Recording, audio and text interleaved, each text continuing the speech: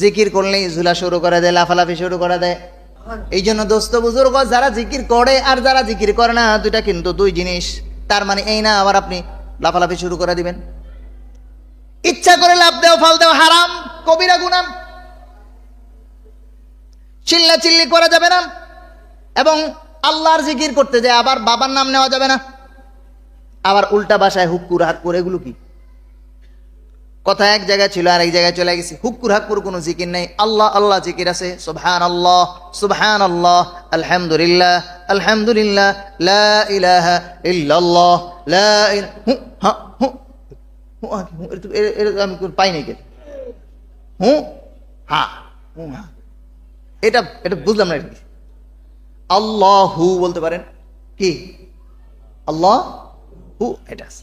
আল্লাহু হু হা, এটা তো বুঝলাম না। এরকম কোন জিকির কোন হাদিস কোরআনে পাই নাই। হু হা, এগুলো এমন না। আল্লাহ সুবহানাল্লাহ, এই আরেকটা বলে সুবহানাল্লাহ ওয়ালহামদুলিল্লাহ লা ইলাহা জিকির আছে, যদি একসাথে মিলায় পড়ছে, একসাথে এটা জিকির। সুবহানাল্লাহ আলহামদুলিল্লাহ একসাথে পড়ছে, আরেকজনে পড়ছে একসাথে সুবহানাল্লাহ সুবহানাল্লাহ সুবহানাল্লাহ পড়ছে, ঠিক আছে। আলহামদুলিল্লাহ আলহামদুলিল্লাহ আলহামদুলিল্লাহ পড়ছে। লা ইলাহা ইল্লাল্লাহ লা ইলাহা ইল্লাল্লাহ পড়ছে। আল্লাহ আল্লাহ আল্লাহ হু হা।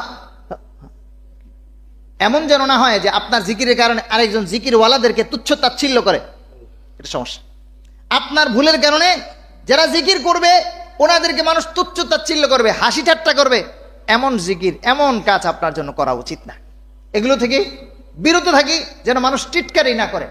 হ্যাঁ, একটা হালত হয়ে যেতে পারে ভিন্ন বিষয়, সেটা কখনো কখনো হতে পারে, সেটা আরেক বিষয়। তো বলতেছিলাম